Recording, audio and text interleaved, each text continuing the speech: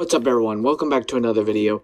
So in this video I'm going to talk about the devices that are supported in iOS 15 and what devices are not supported, since The Verge has now released what they're stating that what iPhones are actually going to get the iOS 15 update and which iPhones are not going to get the iOS 15 update. This is an iPhone 7 and Gold. So let's get started. We're going to start off with the iOS 15 device release list. The iPhone 6s and the iPhone SE 2016 will not be getting a they will more than likely not be getting iOS 15. This is a rumor. We will know once WWDC 2021 drops, and we'll go from there.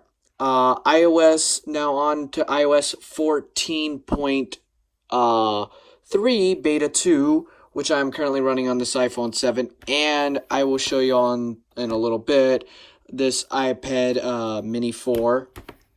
So to show you all, I'm running 14.3, as you can see right there. Not screenshotted. I can go out of general, I can go out of software update and go back in. Now, as I'm recording this video, it wouldn't surprise me if Apple drops another update while later today. If they do, I'll be coming out with another video. Also, I also want to hook it up while y'all are watching this.